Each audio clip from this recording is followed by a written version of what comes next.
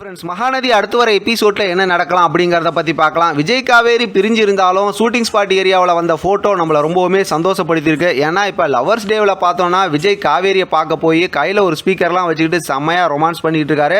அந்த ஃபோட்டோவை பார்க்கும்போதே ஆக மொத்தம் லவர்ஸ் டேயில் செம்ம பெரிய ஒரு அட்ராசிட்டி நம்ம விஜய் பண்ண போகிறாருங்கிறதும், அது மட்டும் இல்லாமல் காவேரி ரொம்ப சந்தோஷப்படுவாங்க அப்படிங்கிறதும் நம்மளால் புரிஞ்சிக்க முடியுது. இதை தான் ஏற்கனவே திகட்ட காதல் அப்படின்னு சொல்லியிருந்தாங்க.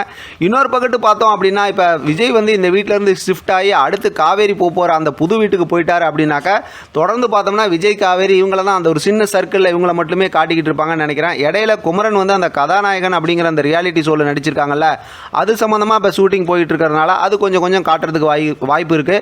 நிவின் ஃபுல்லாகவே பார்த்தோம்னா கண்டிப்பாக விஜய் காவேரியை சேர்த்து வைக்கிறதுக்கு தான் இனிமேல் சப்போர்ட் பண்ண போகிறாரு. அதனால தான் புரிஞ்சுக்கிட்டு வந்து காவேரிட்டையும் பேசினார், குமரனும் கங்கா கிட்ட பேசுனாங்க. ஆல்மோஸ்ட் பார்த்தோம்னா வீட்டில் இருக்க எல்லாத்துக்குமே இப்போ புரிஞ்சு போச்சு நம்ம அவசரப்பட்டுட்டோன்னு. இருந்தாலும் இந்த விஷயத்தை இப்போதைக்கு டக்குன்னு மாற்ற முடியாது இல்லையா. காவேரியும் பார்த்தோம்னா இப்போ ஒரு மைண்ட் செட்டுக்கு வந்துட்டாங்க. அதனால் பார்த்தோம் அப்படின்னா அவங்க அம்மாவை சமாதானப்படுத்தணும்.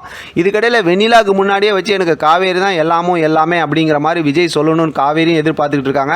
இப்போ வெண்ணிலா வந்து என்ன பண்ண போகிறாங்க, அடுத்து அவங்களோட கேரக்டர் என்ன ப்ளே பண்ணுவாங்க அப்படிங்கிற மாதிரிலாம் நிறைய கொஸ்டின் மார்க் இருக்குது.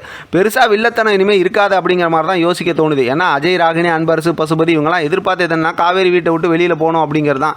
அதனால் இவங்களை அப்பா காட்டி இவங்களை வந்து தாத்தா வந்து ஏதாவது அட்ராசிட்டி பண்ணிட்டு இருப்பார். ஆனால் தாத்தாவோட ரோலை வந்து அதிகமாக காட்டலைன்னா கண்டிப்பாக மிஸ் பண்ணுவாங்க எல்லாருமே. தாத்தா ஒரு சூப்பரான ஒரு பர்சன் இந்த ஸ்டோரியை பொறுத்த வரைக்கும். அதனால் பார்த்தோம்னா அடுத்தடுத்து வர ஸ்டோரியை வந்து செம்ம இன்ட்ரெஸ்டிங்காக கொண்டு போவாங்கன்னு ஷூட்டிங் ஸ்பாட் ஏரியாவில் சொல்லியிருக்காங்க.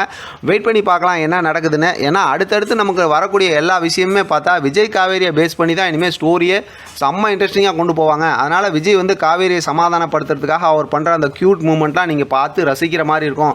அதில் நிறைய எமோஷன்ஸ் இருக்கும், லவ் இருக்கும், சூப்பராக இருக்கும் அப்படிங்கிற மாதிரிலாம் சொல்லியிருக்காங்க.